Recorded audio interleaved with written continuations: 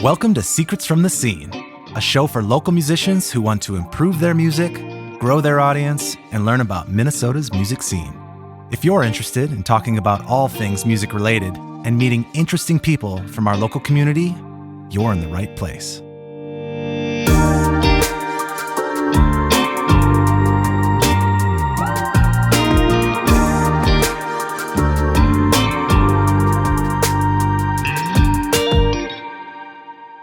Welcome to Secrets from the Scene. My name is Stephen Helvig, and I'm your host. We are here today at my recording studio, Helvig Productions, out in the Excelsior neighborhood, and joined by Rob Talbott of Dodge Fuski, which is a real treat for us. One, because you hail from the other side of the country, or of the world, from a completely different country, have found your way to our music scene, and are also part of a scene that I'm probably a little bit more ignorant of in general, although learning more and more all the time, and I'm excited to talk to you about that. Plus, Rob's background and history is super impressive. He's from Bristol. He was a part of the establishment of dubstep music and had a huge hand in that movement in the UK, especially with bass music in general, and co-founder of Disciple label records. So influential on several accounts, and I just think that there's going to be so much history to go over. But what's also even more interesting is that Rob left and has come back and revived his project, which I think already is kind of super interesting to have that much time off and then come back to something like that, to be that influential, establish something that big, leave it, come back. And additionally, I just like the sense of humor. Rob's EP is called Washed Up. First track is I'm Back. Second track, and available for bookings. Third, Unreasonably Priced. And 4, I Need the Money. So please, without further ado, please welcome Rob Talbott of Dodge Fuski. Do it then! DJ, run that! Hit me with the next track!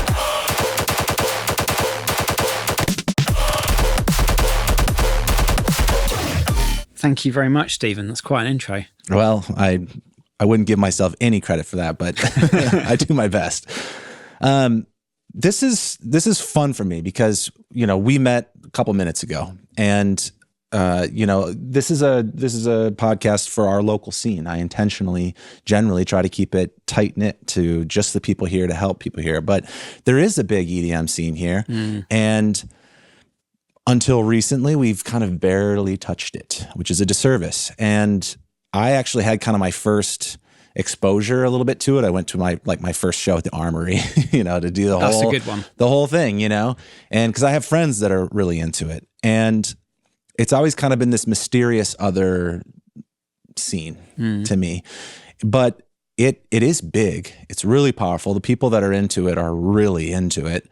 And I admire that quite a bit. I think there's something special about that people are really, it's such a niche thing for people of how deep that they can go into like subgenres and the history of the DJs and then the culture and the community of it's really interesting. So I'm excited to pick your brain about your origins, how you helped shape some of that stuff, and what it was like then and now. So all of that. So please give the audience who knows nothing about you, for anybody that's listening that doesn't know anything, a brief rundown of your background and how it all began. Yeah. Okay. So I guess I should start at the beginning for those that don't know me, which is probably quite a lot of the people watching and listening. I started making music by accident in 2003. Somebody owed me some money, and rather than paying me back, they were like, "Hey, I've got this thing that makes music. Are you interested?" It was a Roland MC303, like the digital groove box from like the 90s or early 2000s. I think it would have been from the 90s because if I came across it then. And I wasn't really doing anything. I was on government benefits. I had no direction. My parents were at their wits' end, and I just randomly came across it. And for some reason, it came incredibly easily to me making these. At the time, they were like these 2-step garage loops, and I didn't know how to use the full sequence function. I only knew how to use the 16-bar beat bit. So I was just making loops, literally loops. And a friend of mine wanted to go to college, and he decided to do music. I was like, okay, I guess I'll do that. I ain't got anything else going on. So it was totally by accident. And day one at college, I met Fuski, Chris, who hasn't been involved. Well, it's quite a long story. I won't get into that too much now. Who sort of left and came a few times. After college, I, again, didn't know what to do. So I went to London to university. I did a pretty useless degree called commercial music where I learned nothing and did a lot of partying. Left university, I had this realization that if I wanted to do music, it had to be 100%. That is all I'm doing. And I wasn't quite there. I was like 70%. So I went and got some odd jobs for a while. And I just had to put myself in a state where there was nothing else I wanted to do, to have the right mindset to really achieve something as unlikely as a career in music. So that was me. I felt I had no other options in a good way. So there was no distractions in my mind for what if I could do this. It was just full send on music. And we were poor for years. It took 7 years from when I started making music until I got my first record deal. These days, there's sample packs, there's YouTube tutorials, there's a load of learning aids that simply didn't exist back then, which actually led to us to make, I was talking to Zach earlier about it, to make the tutorials. Yep. And we were one of the first people making dubstep tutorials. Funnily, Subtronics actually told me that he learned to make dubstep from our tutorials, which is pretty funny.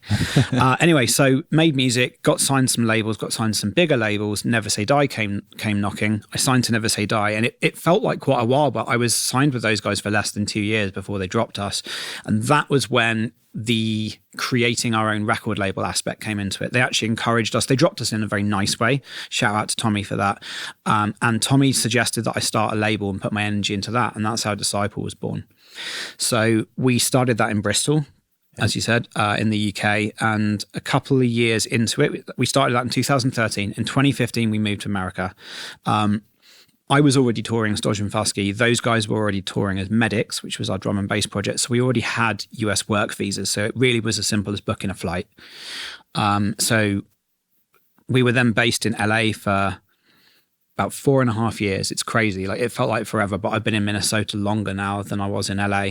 And during that time, we were really in the right place and the right time for everything. There was a number of things that we put our energy into, like making YouTube videos and content that nobody else was really doing back then. In fact, it was almost looked down on as a bit tacky by some people that just weren't really looking, it's obviously the sentiment has completely changed now. It's gone way more low effort and way more cheap in terms of content than what we were trying to, push back then. Yeah.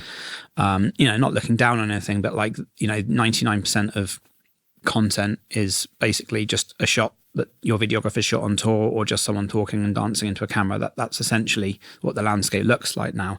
So do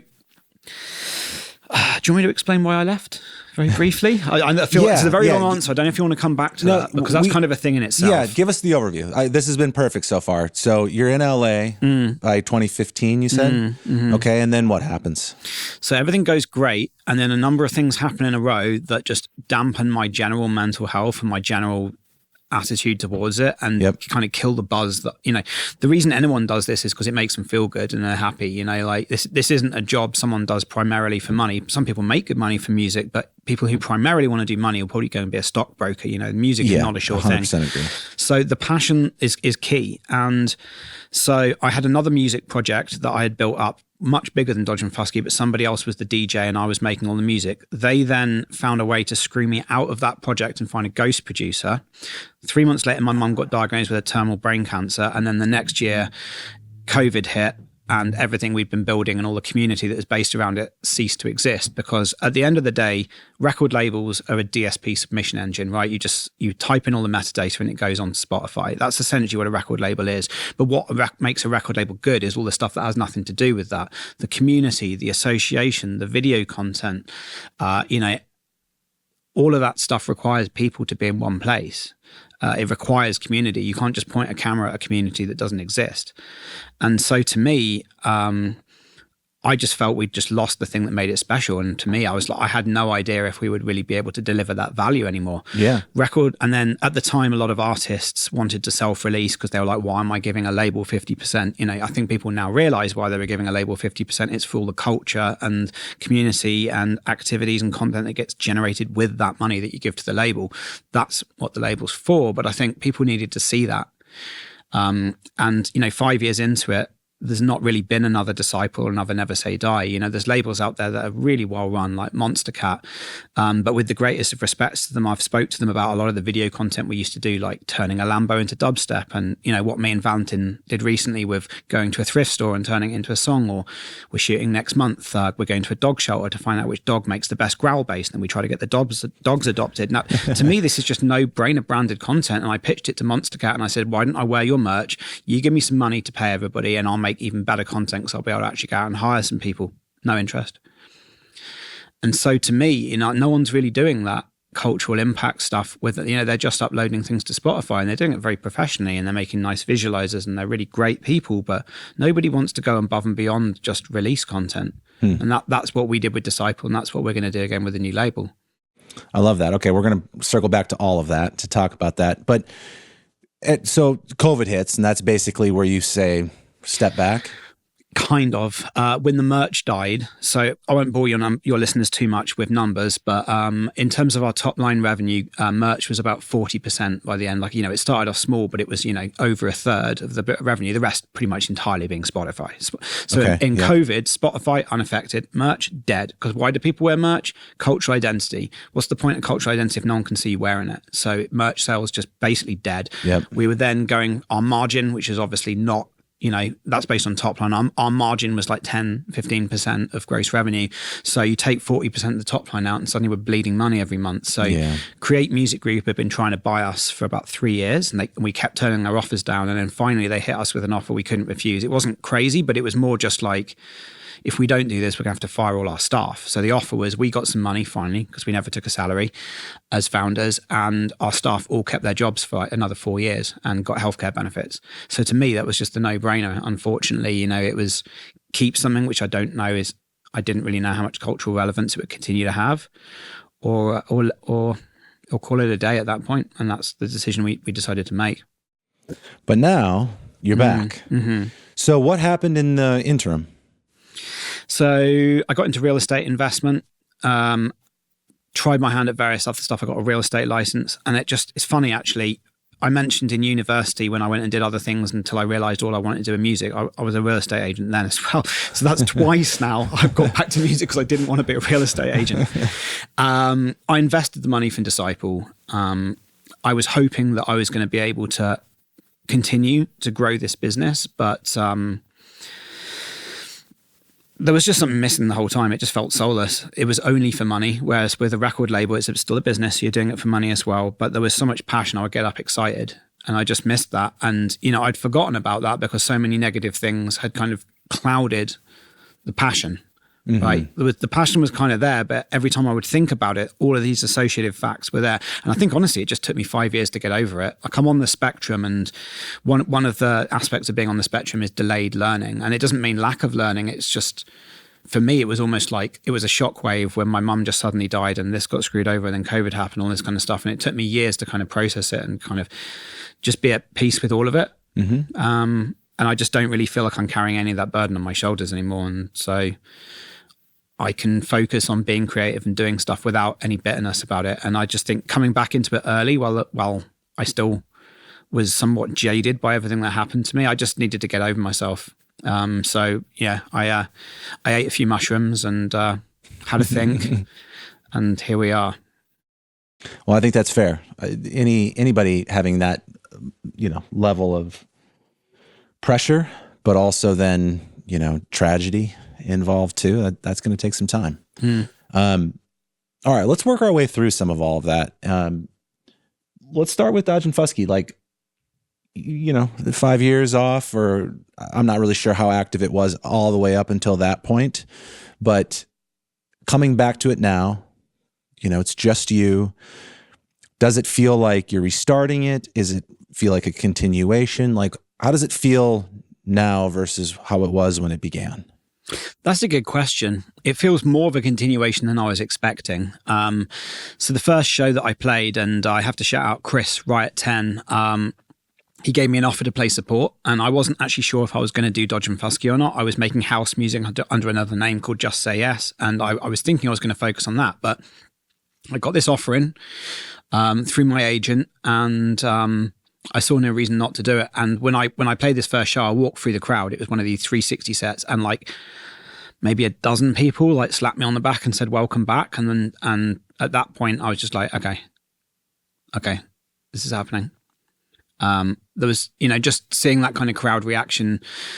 You shouldn't do something for other people, but at the end of the day, you're an entertainer, and if you're bringing value and entertainment, and people have some kind of emotional response like that, then clearly it's not for nothing. Yeah.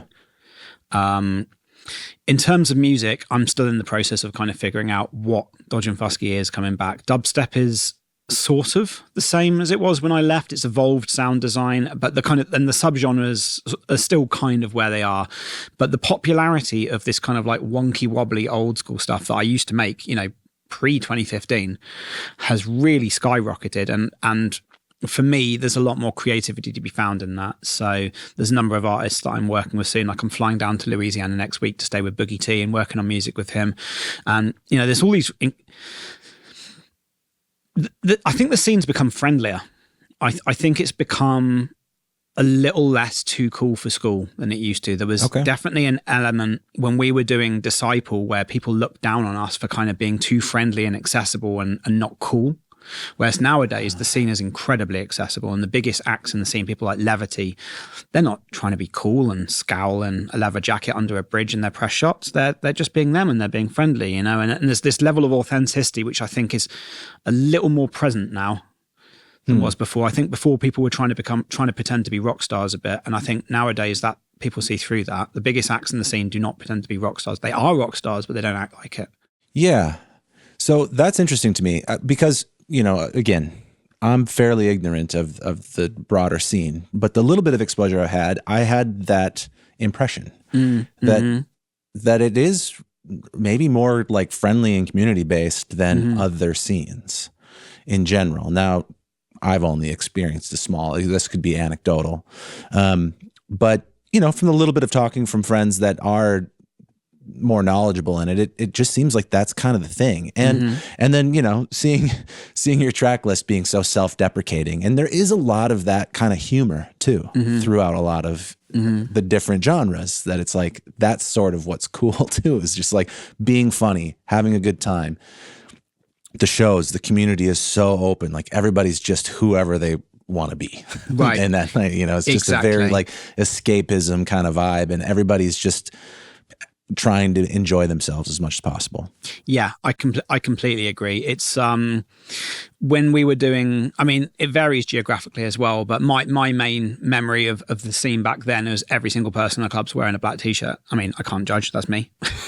But it's very different now. If you go and look, like go to Armory and go to a sold out Ganja White Night show, that's not who you see in the crowd. You'll see a huge mixture of people, probably between 18 and 25 mostly. But yeah, this it's still got that element of, I grew up going to raves in the woods, and that was a very kind of, unpretentious, freedom of expression kind of culture. And that is definitely, what would you say? Would you say, Abel, do you think it's become... Yeah, go to shows and stuff because I was too young. Yeah, fair. Yeah, that's fair. Yeah, so I think it's really positive, and what we want to do with making all of these fun YouTube videos and mostly there for entertainment with 10% education goes hand in hand, really. I think of the receptiveness of this audience. Yeah. All right, let's talk about a little bit more like then versus now when it comes to making. Well, of like building up your scene, of making your sound, that sort of thing. Like, you started in a completely different era where, YouTube didn't exist, right? There was MySpace right away. That's correct. And then moving up as social media starts to take a hold. What was harder then and what's harder now? Okay, so harder then was figuring out the puzzle. Nobody knew the YouTube format. For example, we made a video where we turned a Lamborghini into dubstep, and it was a 5-minute entertainment video that looked like Top Gear. We had 85% retention for that, and then it went into a 40-minute tutorial where the retention dropped to 15%. Now, we would know that because YouTube is very well established. There's some amazing YouTubers like John Yushai and Colin Samir that just interview YouTubers. And if you want to understand how to make a YouTube video, that's very straightforward now. You just have to go to YouTube University, essentially. So that was really hard back then. We didn't really know what formats were good, what formats were bad. However, now that the Pandora's box is open, saturation is this is not in any way related just to video, but saturation is the hardest thing now. Like Splice, last time I checked, had 4.5 million registered users. That's a lot of people who want your job. So that's changed. There were a lot more barriers back then. You needed, a computer that would have cost thousands of dollars that you probably wouldn't have had. Like, these days, your mum's laptop will make a dubstep track in Ableton fine, and that wasn't a thing. So I'm not saying it's a bad thing, but it's just the reality is there's just a lot more out there. Yeah, supply and demand is a serious problem and probably going to get worse. 100% getting worse. As these generative platforms get better, it's just as soon as we start seeing the move from, fully generative or descriptive generative into drawing the note and it generates it, it's going to become so much more legitimized, and therefore sound design will no longer be a barrier. All of the barriers are coming down, basically. Yeah, it's interesting. I was having a conversation like this recently where some of the things that are really great for creativity and community, where we make the tools more accessible and there's unlimited sharing of information and everybody can learn from everybody. Those are really great things, but they also work towards making the supply problem worse and worse and worse. And so it's like, because then it becomes so democratized, which of course I think everybody agrees is like, oh, this is great. But it actually then prevents any sort of like real industry from coming up because nobody can make any money. It's so spread out evenly that everybody's making a small amount of money, generally speaking. This is correct. Unless you're at the top, yeah. Yeah, unless you're at the very, very top. And so it's a I don't know. I mean, it just is what it is, for better and for worse. It's got trade-offs. But yeah, I mean, supply and demand's like gravity. You can't change it, and it applies to this like anything else. None of this surprised me. I remember when I moved to LA, I kind of predicted this. I could see music powerful computer. I could see computers powerful enough to make music just as ubiquitous as a Fender guitar in the 1970s. It's going to be like trying to become Ozzy Osbourne, and that's kind of where we're getting now. It's that level of payoff and that level of competition. Yeah. So let's get into the label side of things a little bit again. First, take me back to the Disciple decision. You get dropped. You say, "Oh, we're going to start this up." What were you trying to do with that? What specific, problem were you trying to solve? I mean, honestly, it was about survival at that point. That it's hard to understate. It's hard to overstate how important Never Say Die was. They were like the label before Disciple came along, and I had nowhere else to go. So for me, it was really about, this is how I survive and don't go back onto government benefits again, because my only degree, my only skills is making music. It was, useless for anywhere else. So I felt I had no other option. And I don't mean that in a bad way. It's like, when I say that, people might think it's like a guns against my head. It's like, no, I had no other option but to do what I wanted to do, but that. And it's kind of like that with the label now. I feel like I have no other option, not because someone's got a gun towards my head, but because there's nothing else that I'd want to do. Yeah. Really. It's my only option that I want to do, is to build a label and be an artist, but probably more emphasis on the label than me as an artist. I never tried to be the biggest artist on Disciple, because that's how it becomes a quote unquote artist label. And there's plenty of them out there, and everybody knows that's the king and everyone else is an understudy. That's not attractive to an artist, particularly a big artist. They just want to be able to, they want to be able to be the biggest artist on the label, Yeah. And they don't want to be held back. So that's really important to me. And I've always just loved bringing people together and doing stuff and making a day. I like waking up in the morning excited about what we're doing that day, and I used to have that every day, and that's what I'm working to bring back. Absolutely. Well, walk us through what the new label is, when you expect to get that fully functional, and what you're hoping that's going to do differently or continue to carry on. Okay, so let me break this down. So we have a bunch of people coming in June. So we're planning on announcing the label name on the 7th of June. And then the next day, we're going to have a bunch of well-known DJs show up, one after another, on the social platforms. So there's a bit of a story to the rollout. Okay. We're then going to do a mega collab. So probably 10 to 15 artists all on one single, give the money to charity, and then all of the people on that mega collab on one tune from them on the album. That will be how we launch. And then we're going to start doing one EP a month. That's how we launched Disciple. I think running before you walk's not a great idea. And we just want to, Disciple got up to weekly releases for good or bad. That presented its own problems. But that's the plan initially. And it's going to be myself, a couple of development acts, and then, some bigger names as well. And who's helping on the label side of things? So that's going to be me and Abel. So Abel, our intern, is going to be helping all the data stuff. I've also got a bunch of great advisors that run other record labels that will help. Okay. I'm friends with most of the label bosses in dubstep, so I can kind of call them and get a little bit of coaching, because I think a key thing that we need to do differently this time is not compete but collaborate with other labels. Never Say Die and Disciple really clashed. There was a lot of people feeling threatening about poaching artists. There was a lot of misunderstandings on coincidences and people thinking that we were somehow trying to disrupt their patterns. None of that was true, but communication was the breakdown there. So I think maintaining relationships with other record labels is really important, especially with the kind of message that we want to be sending. Big difference, and I've spoken to a bunch of artists about this, is a lot of acts are just very frustrated with labels. They sign on, they give them half the money, and they basically just put up a visualizer on a post, and that's it. I've heard that story plenty of times. So we need to just deliver more than that. I don't think maybe taking less of a split is the answer, because you're still not delivering some. Even if you did 70-30, which wouldn't hardly make you any money, what are you even delivering for that 30%, right? I think it's better just to deliver more for the 50%. Yeah, I think so. And there's an element, as long as the label can provide and keep things moving, that having a 50-50 split can work. Yeah. And I don't, people complain about 50-50 split because they feel like I'm not getting anything out of the 50. It's not because it's 50. It's because I'm not getting anything out of the 50. Exactly. Yeah. So that's why we've been making all these videos already. I don't know if you saw the one where we went to a thrift store and got a bunch of stuff, and that just hit 200,000 plays. So that's my first proof to people, hey, this isn't the end, but here's an example of what we can do. Let's level it up and try and get 7-figure plays out of videos. Yeah. I think that's what we can do, because I know from speaking to artists that none of them are probably going to make this kind of long form content by themselves.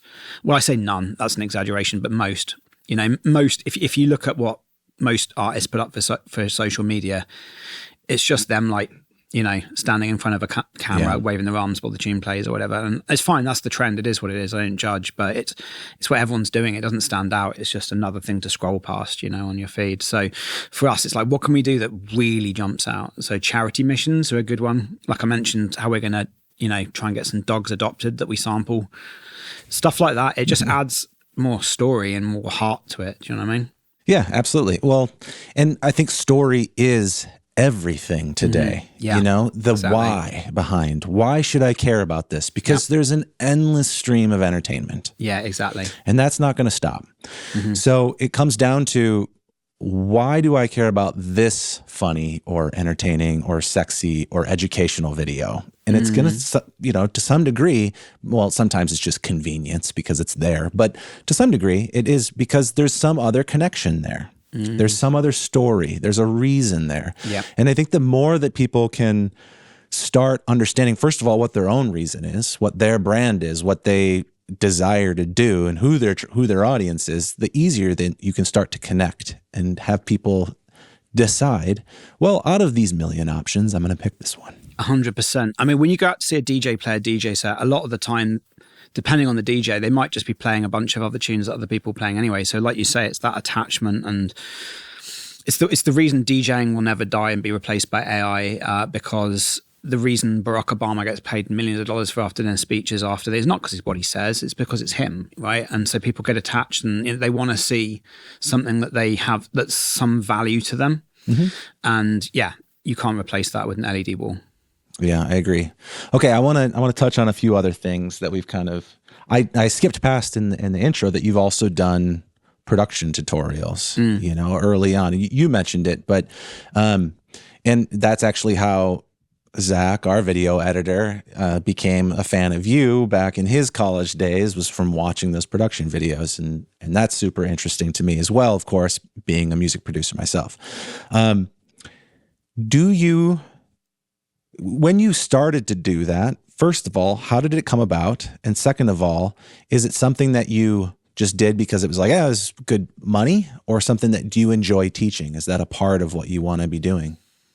I don't think you could monetize directly back then. I think you had to be part of an MCN, if I remember rightly. Okay. So the money was we never monetized that channel. It wasn't direct revenue, but I'm sure back then part of it, I would have known that this would help with profile and bookings. But we were doing it because back then, all of the production tutorials were in Future Music magazine, and they would, they weren't online. You had to buy the CD, the cover CD to get them. I remember Rusko did one, which was a bit huge influence. But no one was really doing them on YouTube.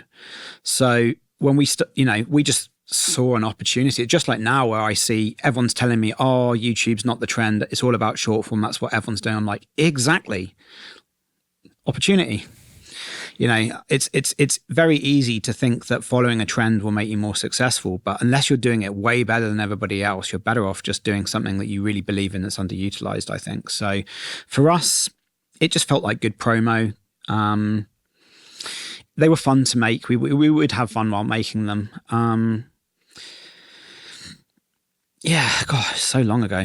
But I just think I just loved making film stuff and presenting. Even back then, I was terrible at it then. But it was a start. Okay, talking about production specifically, I don't even know how to ask this question, so forgive me in advance. But I want to kind of get your opinion on the writing aspect, the creation aspect of your music, but just EDM in general. Any version where it's mostly instrumental, because I think what's among the most impressive parts of those genres, because I hesitate to try to just keep blanket combining them all into one genre because it's unfair. It's just my ignorance of it, but one of the things that's most interesting about it is the sound design aspect of it, because it's insane. It's on a whole nother level. Like most other genres do not do that much sound design. And for anybody listening, it's just like, creating unique sounds and textures and atmospheres, and I don't know how else you would describe sound design, but there's a lot of creation from scratch of things that are not noticeable, which is a huge part of this genre, whereas in most other genres, it's about the song structure, the lyrics, the songwriting. Yeah. But I also don't want to say that, sound design is kind of writing still, but it's not in one way too. Thoughts? Like, how do you think about writing in this genre? That's a great question. And yeah, you're right, because if you actually look at the notation of a lot of dubstep tunes and you played it on the piano, you'd literally just be hitting the D note over and over again. Correct. So, but I guess a lot of it comes down to rhythm, because you could say a similar thing with a drum kit. A drum kit, it's not like you couldn't draw the notes in a traditional way with a drum kit, but it absolutely has rhythm and groove and has something appealing to it. And I think the sound design kind of falls in like that. Like the rhythm of the sound, the tonality of the sound plays much more of a role in some ways than the note that it's playing. Yeah. That's something, again, going back to the saturation thing, like since Splice took off, again, that's something that's changed massively. When we started making music, there were no presets, there was no splice. We had sample packs, but they were mostly geared towards techno and house music, like the Vengeance sample packs, and people would reverse engineer those and make them into dubstep essentially. And much with YouTube, where we didn't know what we were doing, it was the same back then. If you listen to dubstep from 2015, most of it is aged terribly because it's 17 different bass sounds competing for a place, and it just sounds like a mess. At the time it sounded great, but it aged terribly. The tunes that have aged better are the ones that have more simple sound design, aren't all over the place, and that's how it's become now. Everyone was just figuring it out. We haven't had any kind of inherently new sounds in bass music in the best part of a decade now, because the technology, we go from pianos and harpsichords and someone invents the guitar, and then music evolves and someone invents the amplifier, the music evolves. Every time there's new tech advances, the music advances. We've hit a point now where things like Serum and Harmo and all these granular synthesizers, they all exist and have done for years. Like the barriers into sound design, even with generative AI, like there's not inherently new sounds. And when dubstep was coming around, all these crazy growl noise and, what people called them robot sex noises and stuff, they were very new. but it's here, and it's hard to conceive of new sounds at this point. And I'm sure people have thought that in the past, but I truly believe this time, with the combination of all the software out there, I don't really know what other sounds we can make. That's an interesting point. It is hard to conceive. And I think we've already seen quite a bit of blending of genres, and I think that'll continue to happen in more novel ways.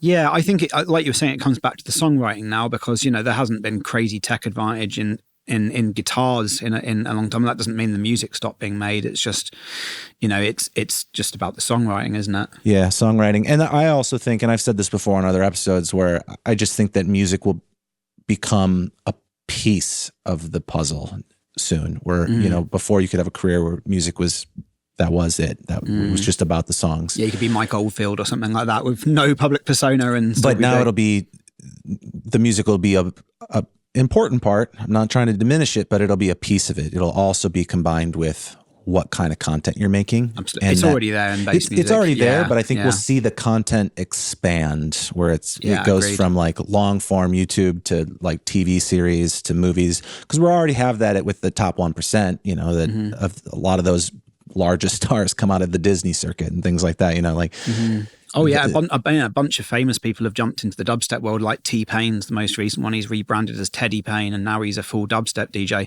Shaquille O'Neal, Valentin did a tune with him a couple of years ago. He's worked with loads of people in the dubstep scene. So yeah, and beyond content and music, but also the experiences, which is what that's all about ultimately. That the experiences of going to those shows is exciting. Yeah, It's exciting. People want to talk about it. And that is, it's always been important, but it'll be so important. Like okay, you've got your music, you've got your content that what people are watching online, and then what is your in real life experience like? Yeah, it's for your audience. You're absolutely right. I mean, my wife VJs for Valentin Virtual Riot, and that's an indispensable part of the show these days if you're a larger act. Back when I started DJing, particularly in the UK, a logo on a projector was about as far as things went, you know. And nowadays, if you're anything above an entry-level act and you don't have visuals, you're going to look out of place if you haven't invested heavily in crazy visuals. Yeah. It's just expected. Like, people go to a show and that's just part of going to a show.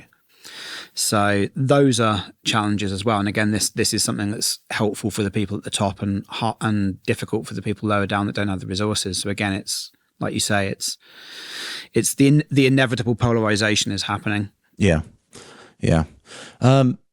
Well, speaking of people at the bottom, you know, and all the local DJs in the respective scenes, have you been involved much with what's happening here in town? So in terms of bass music producers and DJs, the only one that I'm aware of in the scene locally is a guy called Bainbridge. Another guy called Wales moved here recently. But we go out like on, I know the guys that run Skyway and stuff like that. So I'll often go out, you know, every other weekend I usually go out, but it's not really like LA where you would go out and there'd be like 15 DJs from the scene would show up and it'd be like this whole networking thing.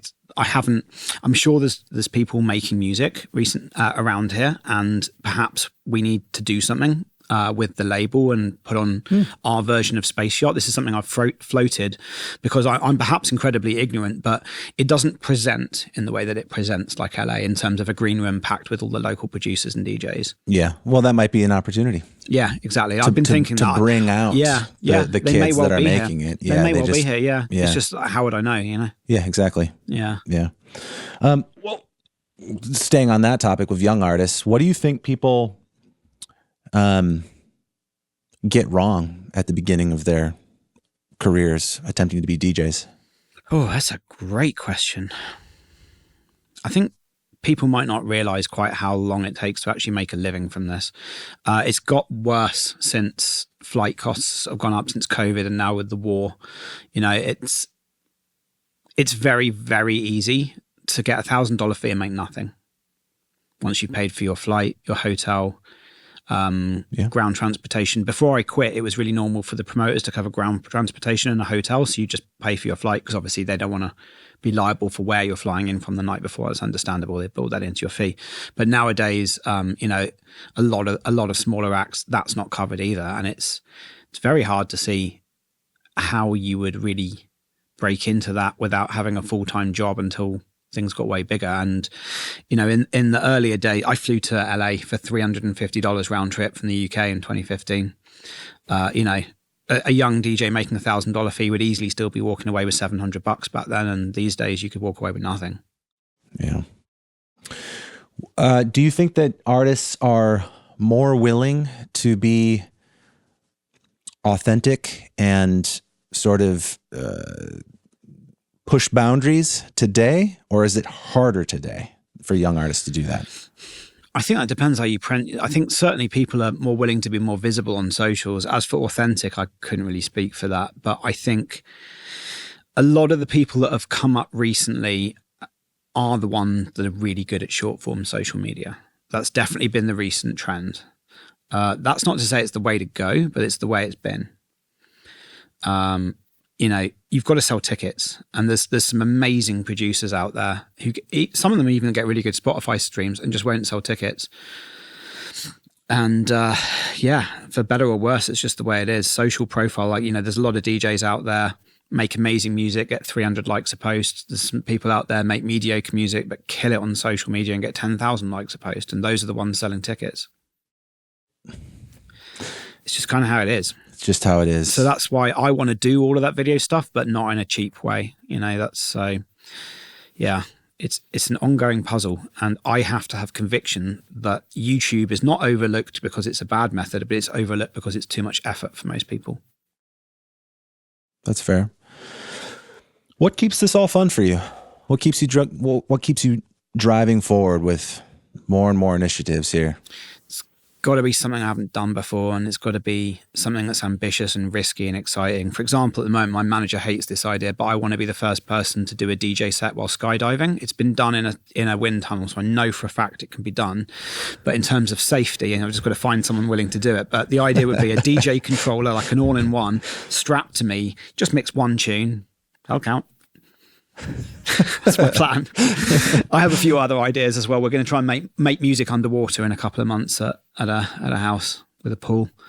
That's quite an interesting, challenging one. Ziploc bags, but then the biggest issue is capacitive touch bags don't work underwater, even in a bag. Anyway, so I guess to answer your question, just something that's just exciting and new and different. I messaged a well-known YouTuber this morning called Preston Goes, who I love, big follower of his content, does a lot of adventure content and does, he attempted to hide in a dumpster on Hollywood Boulevard that he made, so I DM'd him, and because he makes little songs as well, and it's like, hey, would you want to do a video with him? And he messaged me straight back saying, hey, I'm down. So I don't know if that will happen, but like, these are the kind of things that I just haven't done before. And it's exciting, especially when you work with people who are established. If you can get people who are really respected in different fields excited to work with you, I think that's the ultimate compliment. Yeah. Well, we've put a lot of, obviously importance on your social media game, essentially, like that matters. It's just the way it is. Mm-hmm. But do you think there are other skills that artists don't pay enough attention to? Yeah, business for sure. Like most artists just have zero interest in understanding finance. I cannot tell you how many people I know don't even look at their bank account and don't notice loads of like parasitic loss of income. I would say most artists, I know a few that do, but the vast majority of artists take very little interest in their own finances beyond how much can I spend. So I've been in business for many years and different stuff. I'm a real estate investor. I ran the label. So for me, I'm the opposite of that. But I think probably a number of the business managers I've spoken to, because I actually did a video with one of them and I asked them this question. I think that's probably what they would say. Yeah. Where do you think people should start? YouTube. Just learn. Type in how to do this and just learn it. Yeah. What about balancing at this point?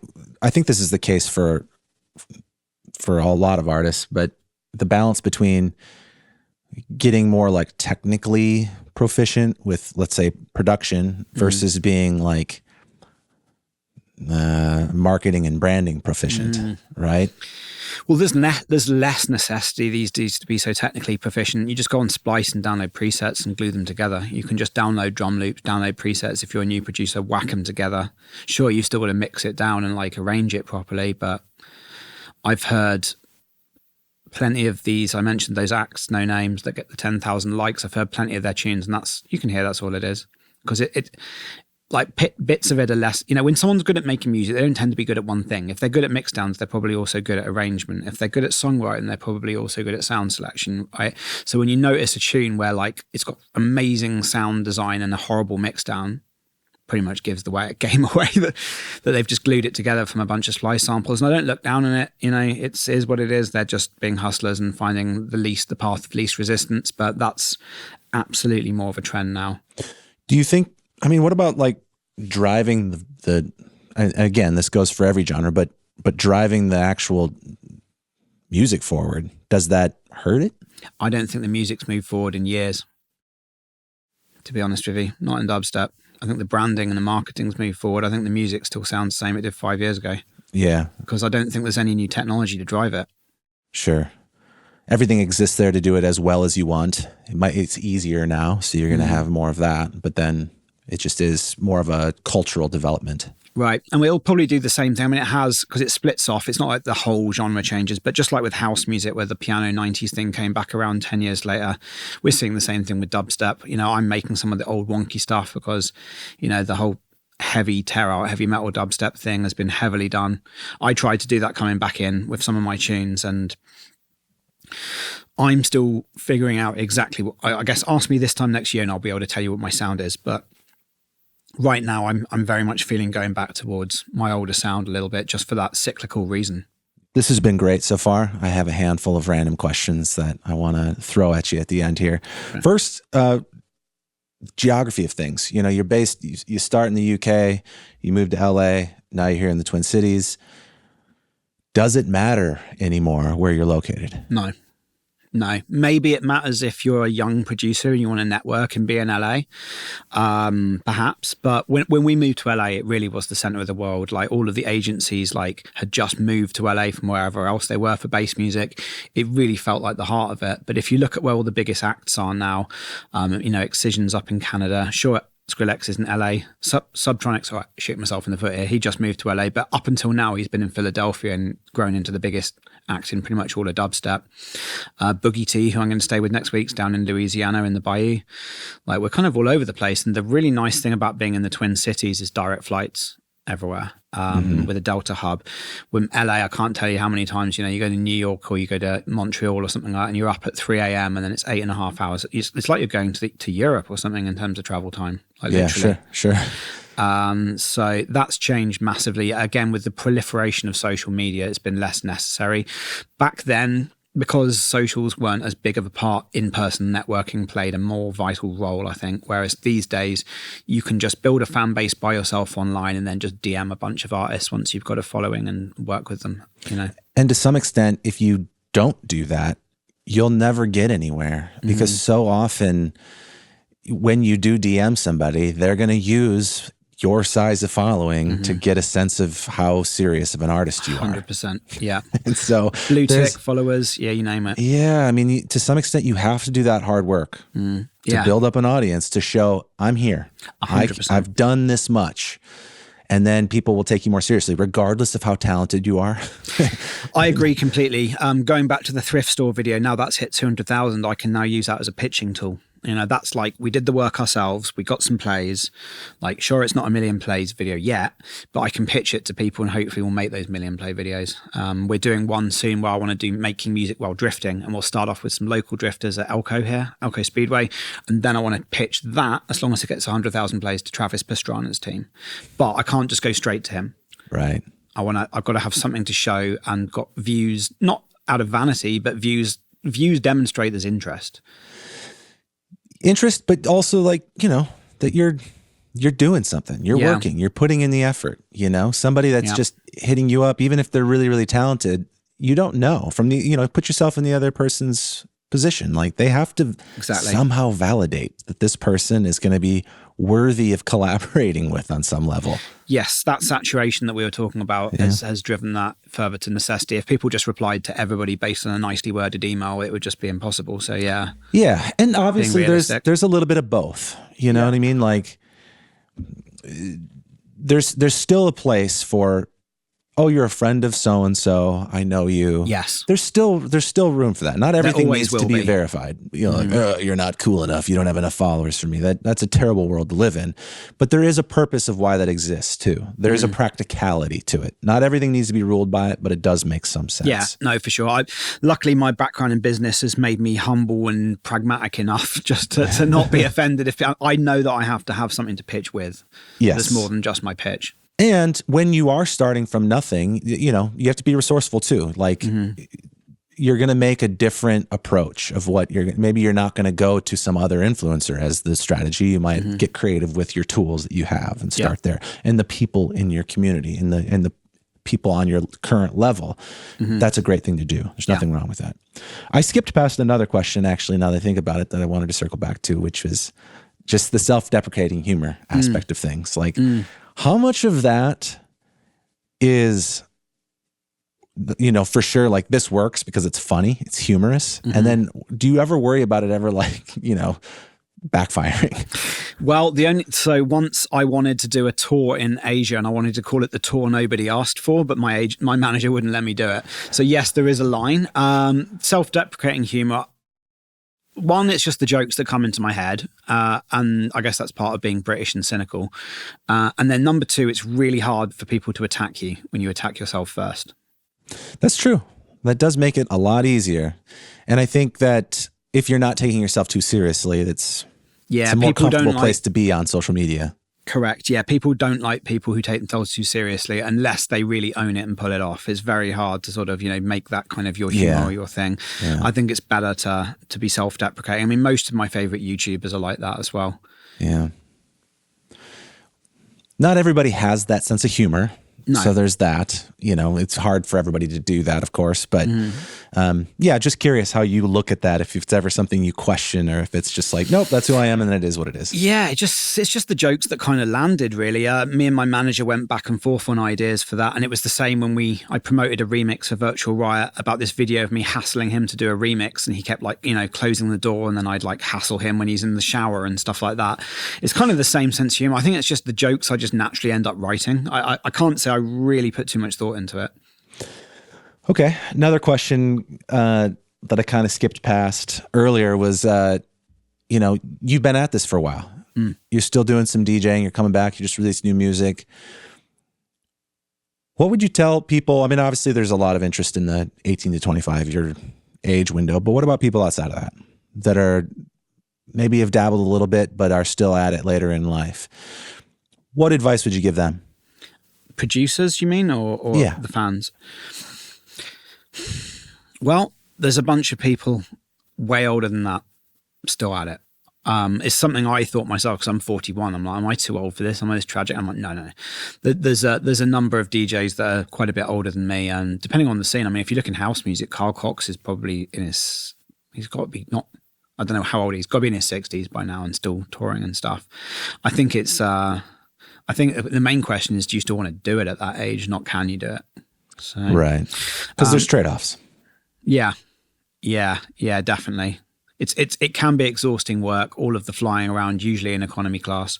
It is kind of draining. So it depends on whether you want to. What is something that you want to get better at now? Filmmaking. We strive to get better at it every video. You know, we get a lot of compliments for the quality of videos we make already because there's not that many people doing them properly with nice cameras and all kind of stuff. But to me, I still know in a year's time we're going to look back at these videos and go, oh my God, that was crap. Do you know what I mean? And that's a good thing. That's how it should be. That's how it should be. Yeah. So that excites me because the kind of dubstep that I like making, I've been at it for 20 years now. I don't think in another year it's going to be that transformative, but because of the fact that really when it comes to this filmmaking, we did a bit of it with Disciple and now we've started up again. We're still at less than 15 videos. It feels like I'm just getting started. Sure. As an editor and a director and a writer. And it's, you know, same with Abel. You know, Abel's joined us with this journey and Abel has a background in, and Abel's just off screen. Abel's our intern. And yeah, this is a thing that's exciting to learn and progress at. You know, it's something that I know we're going to get so much better at. I love it. Rob, thank you so much for your time today. This has been really interesting for me. I hope the audience has also found it as fascinating as I have. One thing I ask all the guests is to share a secret that you want to pass along to the scene, something that you wish you would have known when you first got started but wasn't available. Make sure you understand who your audience is. This can be music or video, but just try to really understand, because it's not about you, it's about them. And the better you understand them, the better the results will be. I always think about what's in it for them. Like, what are they getting out of this? Right. What's their end of the transaction, not yours. Right. That's secondary. Right. And if you can try to detach yourself a little bit from that at times. I mean, I think we all need to be the artist, the creative driving force, and just do what you want to do sometimes. But if you can detach yourself from that a little bit and put on the business hat, it will help you think more clearly about what you're trying to accomplish when you're putting out a piece of content. Yeah. Yeah, 100% agree. If people want to connect with you, follow you online, where do you like to send people? You can just look up Dodge Fuski on Google, and there'll be a YouTube channel, Instagram, TikTok. Don't go on the TikTok, but Instagram and in YouTube. And I do read pretty much every single comment of everything I post. So while DMing me, I may or may not see it. If you comment, I'll read it. Awesome. We're going to throw all that in the description, the show notes. And thanks once again. Appreciate it. I look forward to seeing what rolls out in June for you. Best of luck with all of that. I have no doubt it'll be successful. And thanks for coming on. Thank you very much, Stephen. For everybody that listened, thank you so much for tuning in. We appreciate you so much. If you found this useful and you think somebody else would, please share it with them. Leave a comment, subscribe, do all that stuff. It helps us out. And we'll see you in the next episode.